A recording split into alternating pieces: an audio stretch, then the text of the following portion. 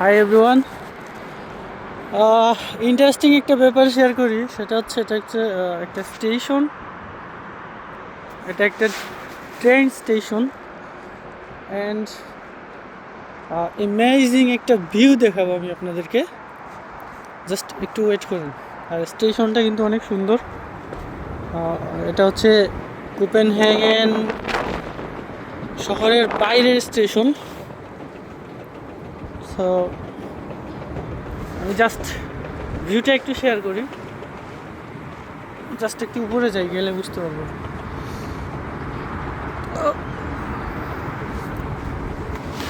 এটা পুরোটাই হচ্ছে একটা ইন্ডাস্ট্রিয়াল এরিয়া।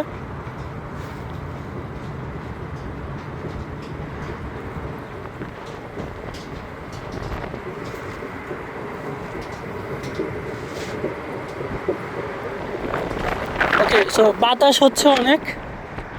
এই যে এটা হচ্ছে সেই ভিউ, যেটা নরওয়েতে অনেক বাতাস। নরওয়েতে এই ভিউ প্রায় প্রতিদিন দেখা যায়। সো ডেনমার্কেও অবশ্য দেখা যায়, কারণ আমরা যারা ভোরের বেলা উঠি, ভোর 5টার দিকে উঠি, আমরা নর্মালি এটা দেখতে পাই। সো এটা হচ্ছে রক্তিম একটা সকাল। সো আলোটা আস্তে আস্তে আসলে গাঢ় হয়ে যাচ্ছে। একটু আগে আমি ভালো এনজয় করছিলাম। আর এটা হচ্ছে একটা হাইওয়ে রোড। সো গাড়ির স্পিডটা নর্মালি বোঝা যাচ্ছে না, বাট এরা সবাই কম বেশি 100-100-এর উপরে আছে।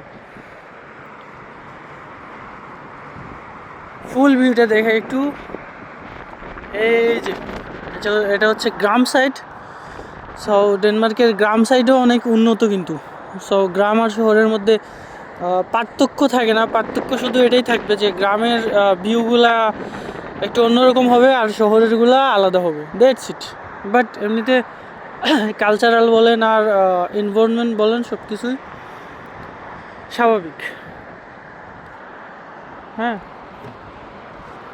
আর এটা হচ্ছে এলিভেটর। একটা ইন্টারেস্টিং ব্যাপার শেয়ার করি, ডেনমার্কে হচ্ছে ম্যাক্সিমাম জায়গায় 99% জায়গায় হচ্ছে এলিভেটরগুলো শুধু উপরে ওঠার জন্যই ব্যবহার করা হয়। তাও ওরা অনেকেই করে না, আর নিচে নামার জন্য নর্মালি পায়ের সিঁড়ি ব্যবহার করতে হয়। That's it. ওরা অনেক বেশি পরিশ্রমী, অনেক বেশি খাটে, যার কারণে ওরা আসলে খুব একটা এলিভেটর ইউজ করে না।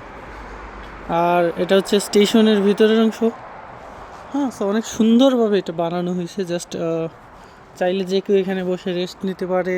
ইভেন অনেককে আমি দেখেছি ট্রেন আসতে যদি দেরি হয়, তো অনেকে এখানে বসে ঘুমায় পর্যন্ত।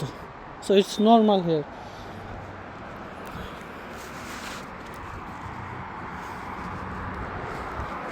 আর এখানে হচ্ছে ট্রেনের স্কেজুলগুলো দেওয়া আছে, অর্থাৎ নেক্সট ট্রেন যেটা আসবে 6টা 9 মিনিটে আসবে।